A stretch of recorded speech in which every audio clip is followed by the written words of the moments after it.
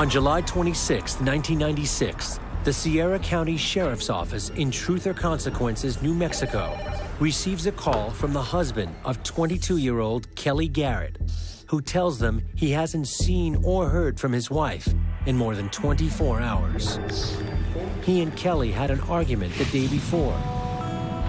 She stormed out and has been missing ever since. A deputy tells him there is little they can do. Kelly is an adult and has not been gone long enough to be considered a missing person. He is also reminded that in a highly transient area like Truth or Consequences, it's not unusual for people to come and go on a regular basis.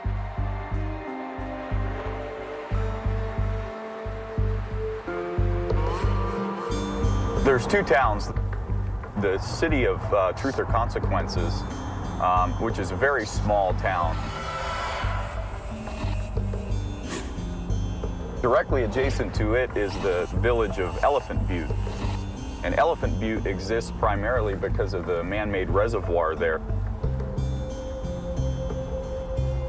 But this little town kind of sprang up around it, just like any town will spring up around a large body of water in the middle of the desert. Maybe 1,500 people live here year-round. It's a real popular tourist attraction on holidays, upwards of 150,000 people that come to this lake. It's gorgeous. It's truly God's country. You can see for 50 miles in all directions.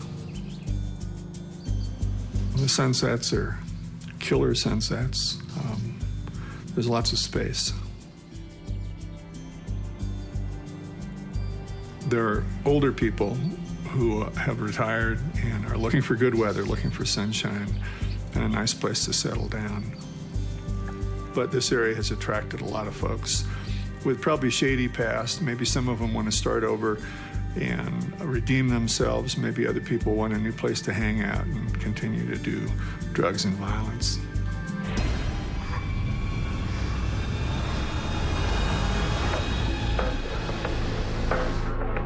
The day after her husband reports her missing, an employee of nearby Elephant Butte State Park brings Kelly Garrett home. The last thing she remembers is waking up in a truck on her way home. I was so dazed and incoherent. I don't remember getting out of the truck. I remember sitting on my in-laws' front porch. My hair was a mess. I had sand everywhere. I was still in the same clothes I was in the day I left. And he was telling my in-laws and my husband about how he found me wandering around the beach.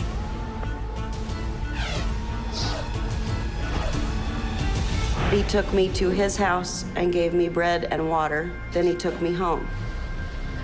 Kelly tries to recall the events of the past 2 days since her husband last saw her. We had gotten in a fight. I left and went to a friend's house. There was a bunch of friends that we all just decided we were gonna all go play pool. So we went to a bunch of different bars, and we ended up out at Blue Water Saloon. Up until we got to Blue Waters, I had not been drinking at all. And when we got to Blue Waters, I had one beer. I left to take a friend of mine home and came back, drank some more of that beer. By the end of the night, most of Kelly's friends have gone home, except for Jessie Ray. I had known Jessie for 3 or 4 years at least. We used to go play pool all the time, and I trusted her.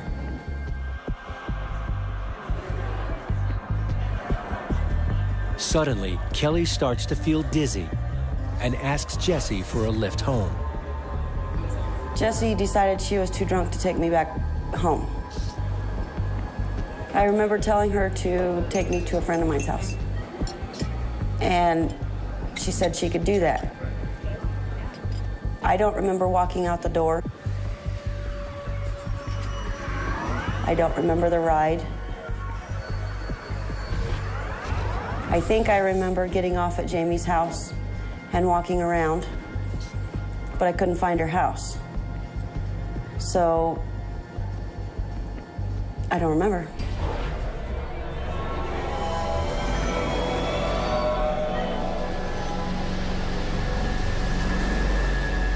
I did not know what had happened. I was bleeding, and I didn't know what to do. I thought that being sexually assaulted had been a possibility. I just knew I was hurt. Kelly's husband doesn't believe her story and kicks her out of the house. He was very angry because I couldn't remember, so there's no way I could talk him out of it. With nowhere to go, Kelly asks the park employee to drop her off at a friend's house until her memory comes back and she can figure out what to do next. If I would have known how to get a hold of Jessie, I would have tried to, since she was the last one I remember seeing. But I didn't know how to get a hold of her, so I couldn't, and I never seen her after that. Desperate for answers, Kelly considers going to the police. I didn't know what to tell them. They weren't going to believe me that I didn't know what had happened. So what was I going to tell them? Her husband never forgives her. Humiliated by the failure of her marriage and unsure of what happened, Kelly moves out of state. When I moved to Colorado, I tried to forget about it. But I kept having nightmares about a knife being held to my throat, or duct tape, or being tied to a table, or something. And nothing ever fit together. So I didn't know what they were all about.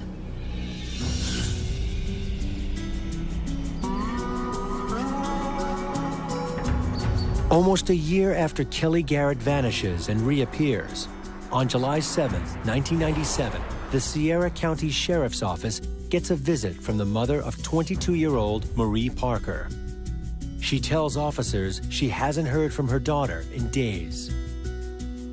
Marie Parker didn't live here for very long. She spent a lot of time on the streets. At one point, she borrowed a tent and took her daughters down to Elephant Butte Lake, and she was living out of a pup tent on the lake. Police put out an APB for Marie's car and check out some of her known haunts.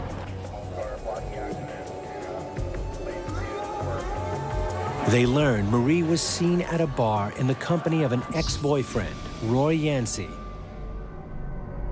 and a friend of theirs named Jessie Ray. Marie Parker was at the Blue Waters Saloon out on the edge of town on July 5th. When questioned by police, Jessie Ray tells them that Marie was drunk, so she gave her a ride home. That was the last she saw of Marie. Marie was never seen again. With no indication of foul play, police suspect Marie left town.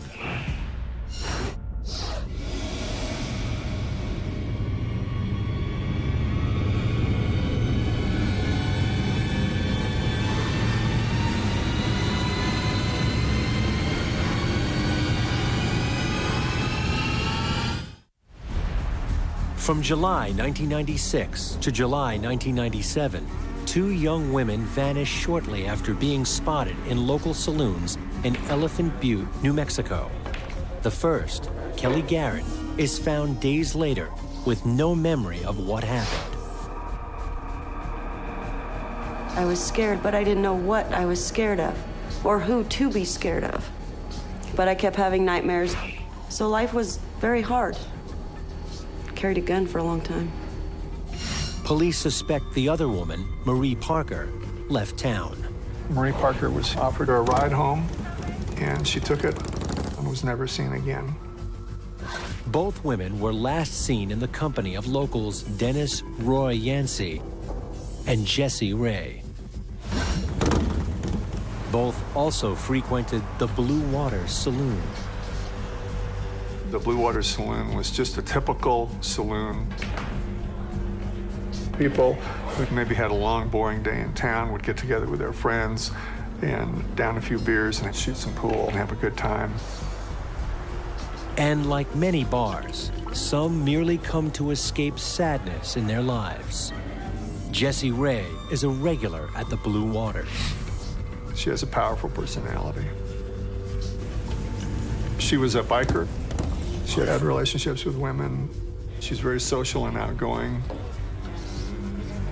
Jessie Ray works as an auto mechanic and splits her time between Albuquerque and Elephant Butte, where her father lives and works in Elephant Butte State Park.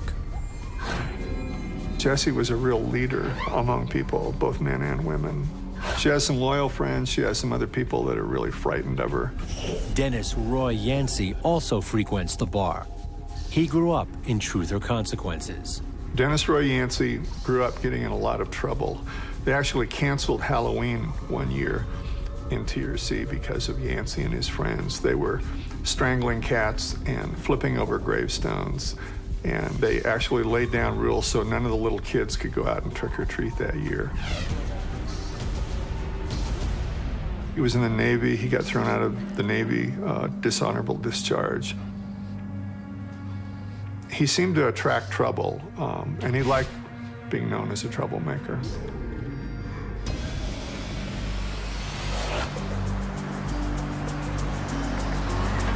Shortly after Marie Parker's disappearance, 37-year-old Cindy Hendy joins the Blue Waters scene. She was on the run from the authorities. She and a friend of hers tried to deal cocaine, but they dealt it to an undercover agent. So she ran away from Washington State. Cindy Hendy's background up in Monroe, Washington was horrific at best. She was molested by her stepfather when she was 11 years old and told her mother, and her mother chose to believe her husband rather than her daughter and kicked Cindy out of the house. She grew up to be violent,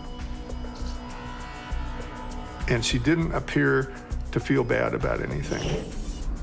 She was 105 pounds of pure muscle, and several of her old friends and ex-boyfriends told me that she could beat up a 250-pound woman in a bar. She also beat up a few men during her time. It's not long before Hendy falls in with Jessie Ray and Roy Yancey and starts making waves in town. Cindy Hendy had a couple of different boyfriends down here, and she'd always get in violent fights with her boyfriends, and she got thrown into jail for a few days, and she was on a work release program out by Elephant Butte Lake. There, she meets Jessie Ray's father, 57-year-old David Parker Ray. David worked as a mechanic out there at Elephant Butte State Park, dressed in a little ranger outfit. And they just accidentally ran into each other one day, and I guess they hit it off right away. David was a charming guy to be around. He was basically a middle-class man. He had education, and he had respect from the people around him, but he kept his distance. What Cindy Hendy doesn't know is that David Ray is a master manipulator with a very dark secret. David Parker Ray was an enigma. He'd do favors for people he liked. He'd do little things for them that made him a friendly person who was easy to approach. But I think in the back of his mind, he was always thinking about sadistic acts. David Parker Ray was a sexual sadist. A very unique and very rare type of offender. A sexual sadist is aroused by a living victim who is physically or mentally being tortured. If you were a woman that was alone with him, David was Satan himself. David Parker Ray's sadistic desires could be traced back to his childhood, when he was shuttled around between family members who severely neglected him. When people talk about child abuse, they usually talk about abuse, not neglect. But the therapist will tell you that neglect has far more sinister consequences on your adult behavior. And David didn't feel like any of the women in his life loved him. He didn't think his mother did. His grandma didn't pay any attention to him. She didn't care whether he was alive or dead. The young David Ray would write for hours in his journal and had a vivid fantasy life. His fantasies began about 12, 13, or 14 years of age. His dad was a drunk and a drifter and would come by once every month or two, and he would leave a bag of magazines for David to look at. There were photographs of real girls bound and gagged by the hands, and the mouth on the front cover. And if you opened up inside, you would see women half-dressed who were being tortured. Pornography was something that he was extremely interested in, and it fueled him, and it continued to fuel him. Those two things shaped David very much, neglect and pornography.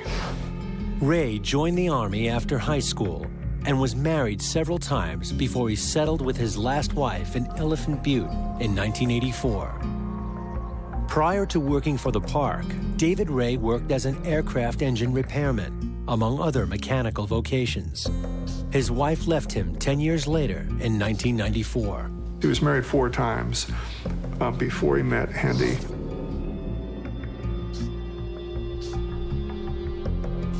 The only constant throughout David Parker Ray's life has been his devotion to his sadistic perversions.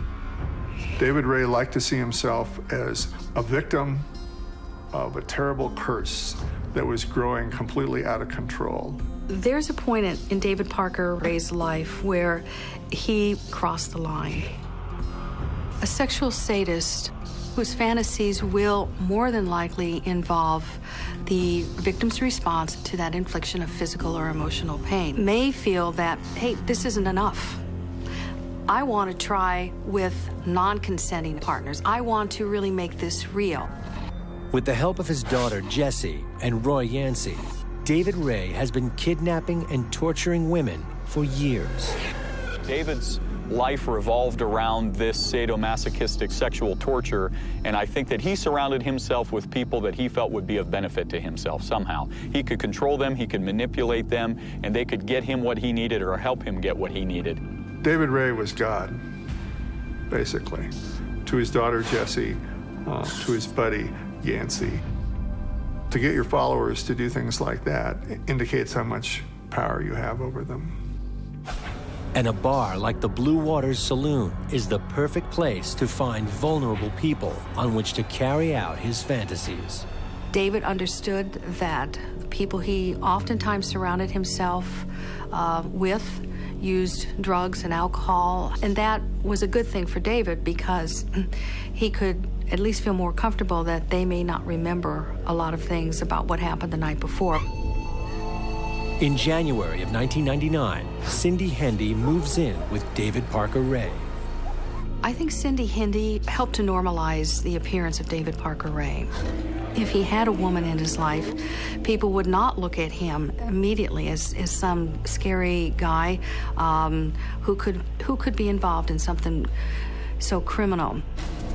The two are drawn to each other because of their similar sexual appetites. Sexual sadists, because of the violence of their behavior, the extreme of their behavior, it would be very hard for them to find, quote unquote, a soulmate. But I think that Cindy was enamored with him. Cindy Hendy was into kinky sex most of her life. So when she came to New Mexico and met David, it was kinky sex on a whole different level. I think she was into it. Cindy was aware of David's sexual interests, and the connection between the two is probably very complicated and very involved. And I would also suggest that Cindy Hendy underestimated David Parker Ray. Hendy was loud and funny, and David was shy and quiet. And they say that opposites attract, so maybe that had something to do with it. 1 month after moving in with David Ray, Cindy Hendy invites her friend, Angie Montano, over for a visit. Angie Montano moved here with her son to get him out of Albuquerque. She was trying to start her life over again, like a lot of people who move here.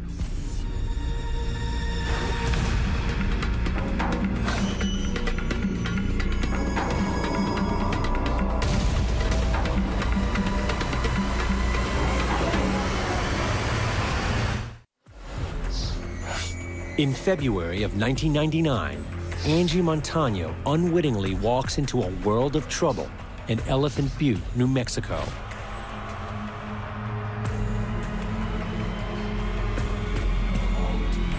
After luring her into their trap, sexual sadist David Parker Ray and his girlfriend, Cindy Hendy, blindfold her and restrain her to a bed. Over the course of the next 4 days, Angie Montano is shuttled back and forth between a number of different rooms where she is repeatedly sexually assaulted and tortured. David Ray was way beyond being a psychopath. He was an individual terrorist. A sexual sadist can be one of the most violent criminals because their sexual interests can result in so much damage to the victim. They will go to whatever extent it takes for them to become sexually aroused. Whatever it takes, whatever they want, anything goes. It does not matter. It does not make any difference. Angie is victimized with cattle prods and electric shocks, as well as a number of homemade and customized sexual devices. Montano was tortured very badly on several different levels. David didn't do things like that quickly. He really made people suffer. Sexual sadists who are acting out, their victims are insignificant to them. I use this analogy. If you got up in the morning and you used a tissue to dot your makeup or shave, and you threw that tissue away, and then you go to work, do you worry about that tissue? Are you concerned about that tissue laying in that garbage can? Are you concerned about what the ultimate fate of that facial tissue is? No. And for some of these individuals, that's how they view their victims. David was a mechanic. He treated human beings as victims like you would treat a piece of machinery. Cindy Hendy assists David Ray in the abuse. According to David, he introduced Cindy Hendy to his torture techniques on a real gentle level because he didn't want to scare her off. And she was apparently challenged by what he did. Sexual sadists can be extremely adept at identifying a woman that they can bring into their criminal behavior.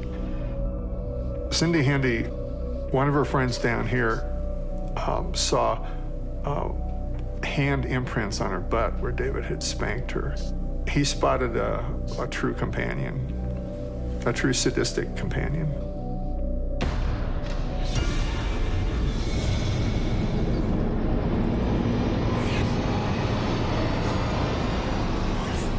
Angie's ordeal at the hands of David Parker Ray and Cindy Hendy comes to an end on February 21st, 1999. She pulled David over and said, "David, I need to get back to my son. You don't need to do these bad things to me." And David said to her, "If I'd known you were this nice, I wouldn't have kidnapped you in the first place," which probably wasn't true. But he did decide to let her go. And they took her up to I-25 and released her after 5 days.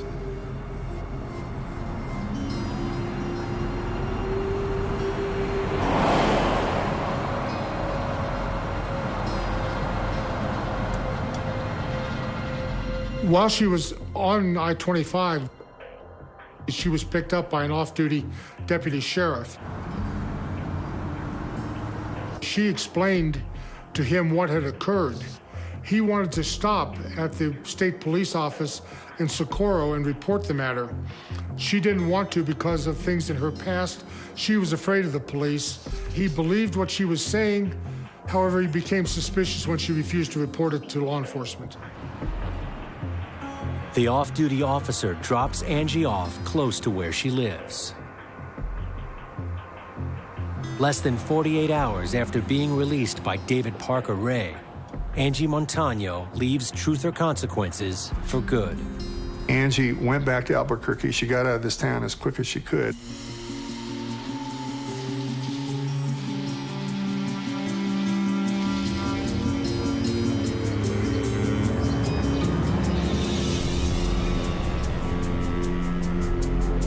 Two weeks later, Cindy Hendy tells David Ray she would like to visit family in Washington State. Hendy's daughter was about ready to give birth to Hendy's first grandchild up in Monroe, and Hendy wanted to go home for the birth of her grandchild. Ray allows it, but under one condition. David said, "Let's go get a sex slave to satisfy me in the meantime."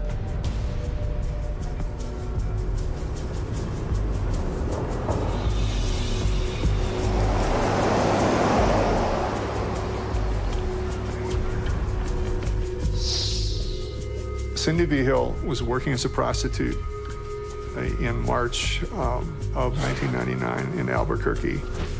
David was up there with Hendy, and they tricked her into getting into their little motor home. And then they handcuffed her at gunpoint and drove her south.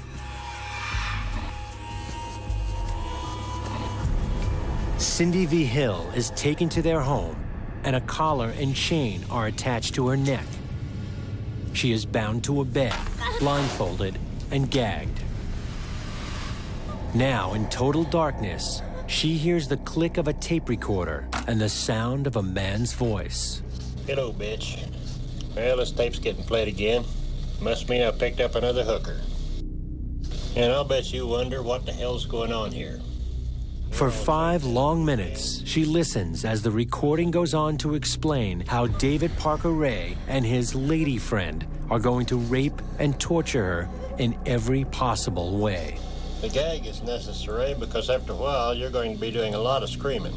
David played this tape for his captives for the purpose of terrorizing them and to tell them what was going to be done to them. He instills that fear into them right off the bat. He would play those tapes just to see the reaction. I want the reaction to what I say, what I do. I want to see it in your face. I want to see it in your body. I want to see it in your tears.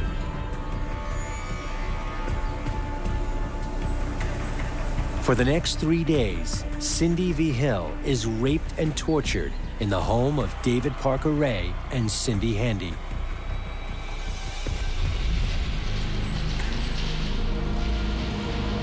On March 22, 1999, Ray goes to work, leaving his girlfriend to watch over their captive.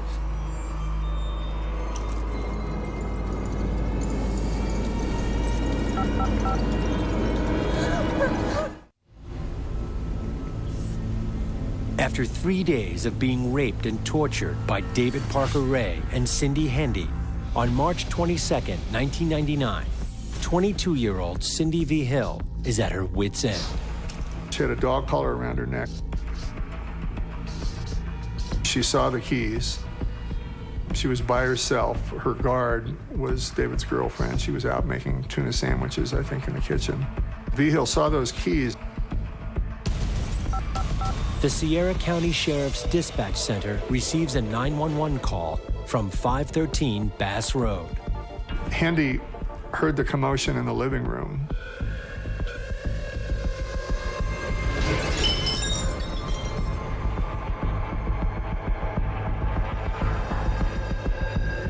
V. Hill stabbed Handy in the back of the neck, just enough to stun her, and ran out the door and down the street, wearing nothing but a dog collar and a 5-foot chain. She ran about a mile, and she spotted a double-wide trailer and barged through the door.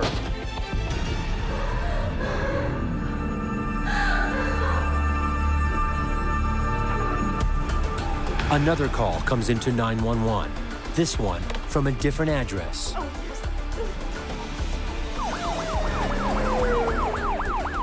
When local officers arrive, they are shocked not only by Cindy V. Hill's appearance, but also by what she tells them. They had responded to a 911 call where a young woman had appeared naked and hysterical, claiming that she had been abducted against her will and raped and sexually abused. Cindy V. Hill tells the police how, for days, she was taken back and forth between rooms in her captor's home and assaulted and tortured in a number of ways. V. Hill is taken to the hospital for examination as officers call for reinforcements. When they responded and began to get initial information from her, it became clear that it was probably something that they were not going to be able to handle with their resources. They contacted the state police. Knowing now that the 911 hang-up came from David Ray's home, law enforcement converge on the source of the call, 513 Bass Road. The Sheriff's Department and the Park Rangers arrived at the scene here. They do what's called a safety sweep inside the residence. They're looking to find if there are additional victims inside, if there's anybody that's in need of assistance. Inside the house, it was a mess. There were pegboards these devices were hanging on, D-rings in the ceiling, and ropes and pulleys, and a box where people would be kept shackled with a fan on it for an air source. We were obviously dealing with somebody that was not normal. He had books on Satanism. He had medical books also, really complex medical books that gave him the knowledge he needed to do the things that he wanted to do. It was bizarre. Finding no one inside, an APB is put out for the home's residents, 59-year-old David Parker Ray and 39-year-old Cindy Hendy. Less than 15 minutes later, police pull over David Parker Ray's truck and detain the couple. David was on his way down the road with Hendy, and they were looking for their captive, and they got caught 2 blocks away. When the police question Ray and Hendy, the two admit to looking for Cindy V. Hill, but provide an interesting explanation. Initially, David and Cindy Hendy's story to us regarding the abduction of Cindy V. Hill was that it was a form of humanitarian aid. They claimed that they had abducted her against her will, but it was for her own good, to help her kick a heroin addiction. So they brought her here, chained her up inside the house, and kept her there with a bucket in order to get her through the most drastic withdrawal period of heroin. Authorities don't believe them, and David Parker Ray and Cindy Hendy are arrested and taken into custody. On March 23, 1999, the New Mexico State Police crime team begins processing Ray's house. The police realize they don't have the resources to deal with what they've found on their own. They call in the FBI. I think it's safe to say that nothing that was inside that house was anything any of us had experienced before or come across before, except maybe on a movie somewhere. It was just completely out of the realm of our experience. Investigators open a padlocked semi-truck trailer next to the home. Once we gained access to that, its purpose was very clear. It was a very sinister little travel trailer. For the first time, investigators get a look inside what David Parker Ray calls the toy box. When they went into the toy box, they found hundreds of torture devices.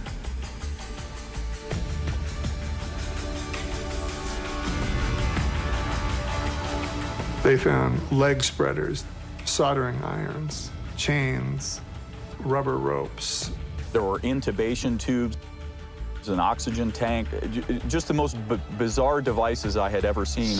He was a mechanic, and so a lot of these things he designed himself. He had a machine that would shock women's breasts electrically. He would hook up this machine to their breasts and then turn on the power and then increase the power as they screamed for mercy.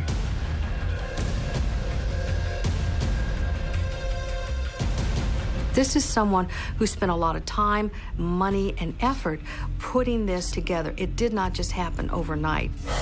The biggest piece, of course, was the gynecological chair, a big black chair with red straps all over it, where he would tie women down. He had a fancy camera with screens, so he would force the women to watch what he was doing to them. Everything designed to work, everything designed to be readily available, everything designed to torture. It was chilling. So if you went to his property, it was just a little piece of property on the edge of Elephant Butte Lake, and then right in front of his house was the torture trailer. It's hard to believe that nobody ever heard somebody yelling or screaming. He carried out this form of mass torture right in the middle of a retirement community. It was so well organized and there was so much of it, it was clear that this wasn't something that had just been going on for a couple of weeks. It was his little world that he put together after all these years of practice. Sexual sadism develops over a long period of time. It's not something that you wake up with at 60 years of age and begin to experience. It is evolutionary. Working together, the police and federal investigators catalog everything they find on David Parker Ray's property. At any given time during this investigation, there were between 25 and 35 FBI or state police evidence techs here. Along with the FBI, local and national press soon descend on 513 Bass Road. After seeing a story on the news about the arrest, Angie Montano comes forward and provides a detailed statement of her days in captivity. She described essentially the same type of sexual assault, sexual torture, and binding that had been described by Cindy V. Hill. She was in the toy box. She was in there for 3 days. She got it the worst you can get it. On March 30th, 1999, an FBI agent discovers a videotape inside the toy box. The tape shows David Ray with a woman strapped into the chair. Her face is completely bound with duct tape. The unidentifiable woman has an intricate tattoo on her leg. We watched the videotape that had been discovered by the evidence techs from the toy box. The person that was in the tape was not readily identifiable. We knew that she had an ornate and unique tattoo on her leg and felt that that might be sufficient to identify her, or at least help to identify her. So we gave that information to the media. The public outreach works when the FBI receives a call from someone who believes she knows the tattooed victim. The caller is Kelly Garrett's former mother-in-law. She heard it on the news about David Parker Ray and how he had kidnapped Cindy V. Hill. She just put 2 and 2 together and realized that he was the one that took me home that day. That's the reason I had been gone for 3 days, was because of David. Investigators travel to Colorado to interview the possible victim. Then they came up and interviewed me and was asking me all kinds of questions about tattoos and my feet and where I was and if I could remember a certain part of my life. After I showed them the tattoos that I have, they showed me pictures of my tattoos that they had taken off of a video, and I had to identify myself from those pictures. After I seen the pictures that they showed me, everything started to click. So I knew all of my nightmares that I had been having, they weren't just nightmares, they were true. Kelly finally recalls the night at the Blue Waters, where she believes Jesse drugged her drink before delivering her to David Parker Ray. And then I started remembering other things. I remember being at Jesse's dad's house. One of them held a knife to my throat, while the other one put handcuffs on me. Then I remember being tied to a table. They had duct tape on my eyes and mouth. I could see under the duct tape where it had come loose from my cheeks. I could see David walking around. I could see all kinds of sex toys hanging on the walls, posters, whips, and chains. There were several times I lost all hope. And I just kept telling him, I want to go home. I want to go home to my husband. I just want to go home. Sexual sadists who act out on non-consenting partners, they don't have a conscience. They are not restrained in their behavior because of their lack of emotions and feelings. Based on the interview with Kelly, David Ray's daughter, Jessie, is arrested for the kidnap and assault of Kelly Garrett. Jessie Ray is the one who took Kelly Garrett over to her father David's house. She pled guilty to kidnapping.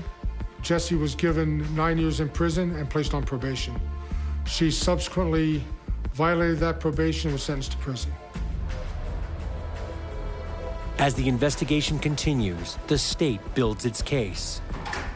My reaction was the same as that of the FBI agents and state police officers investigating the case, and that was, I can't believe this is real. As we delved further into the case, we found out just how real it was. They get help from an unexpected source.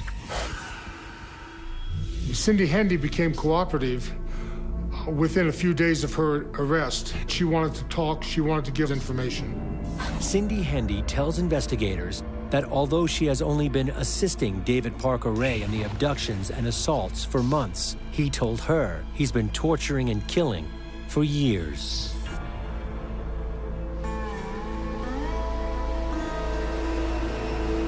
I believe there are bodies here.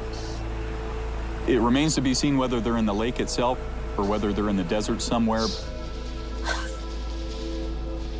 But I personally find it impossible to believe that somebody that had developed this behavior to such an extent, he would not be killing people. This is such a vast, rural, and remote area, and this body of water is so large and difficult to search. It's just too convenient a disposal site for bodies for them not to be there. Despite extensive searches throughout the lake and the surrounding desert, however, no bodies are ever found. David worked as a quasi-park ranger, and he knew that area inside out. And there were caves and mines and all sorts of places out there where he could have easily hidden whatever he didn't want to be found and would never be found. Cindy Hendy also says that besides herself and Jesse, David Parker Ray also had help from Roy Yancey. Police pay a visit to Roy Yancey, who surprises them with an unexpected confession. Marie Parker was a missing person in Truth or Consequences. She had been reported missing several years before. Marie Parker had dated Yancey for a little while previously. On the night Marie disappeared, Jesse told her that she'd take her home. It was not until we interviewed Roy Yancey that we finally understood what had happened. Roy Yancey indicated that he and Jesse were involved in taking Marie Parker to David's house. Marie had been abducted, much like Kelly had been, against her will, and that ultimately David, in another measure of control, Roy Yancey had been instructed to kill Marie Parker. And help David dispose of her body. But when Yancey took the authorities out to find her body, David had moved it, so they'd never found Marie's body. Roy Yancey pleads guilty to second-degree murder and is sentenced to 20 years in prison. He is up for parole in 2010. Charged with 25 felony counts for her part in the crimes against Angie Montano and Cindy V. Hill, and facing up to 197 years in jail, Cindy Hendy cuts a deal and on April 6, 1999, pleads guilty to the kidnapping and sexual assault of Cindy V. Hill. Cindy Hendy was given a 54-year sentence. She was sentenced to serve 36 years of that. She'll serve the remaining time on probation upon her release.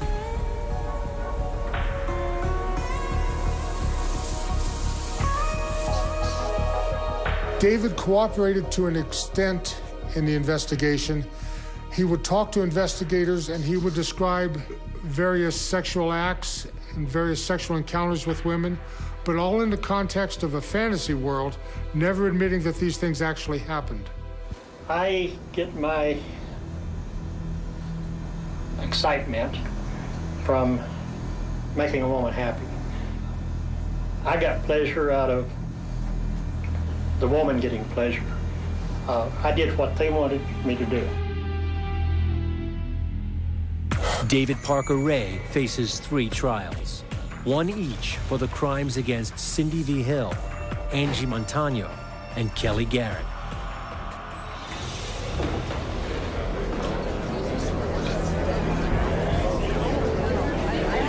I was scared. I was very scared to testify because I didn't know who was going to believe me. In Kelly's trial, David Parker Ray is found guilty on 12 counts of kidnapping, criminal penetration, and conspiracy. His sentencing is put off until all of the trials are complete. The state then begins its case on behalf of Cindy V. Hill. During Cindy V. Hill's preliminary hearing, I placed an item of evidence in front of her, which was the collar and chain. When that was placed in front of her, she looked at it, stood up in her chair, pointed at David and screamed. She then continued screaming and was escorted from the courtroom to a separate area. Paramedics were called to make sure that she was going to be able to continue. Before the closing arguments, David's attorneys approached the DA. As we were getting ready to rest, David said, "That's enough." In exchange for all charges against his daughter Jessie being dropped and her release from jail, David Ray agrees to plead guilty for his crimes against Cindy V. Hill. The only matters that were not brought against David were the cases involving Angelica Montano. That is because Angelica died prior to these matters going to trial.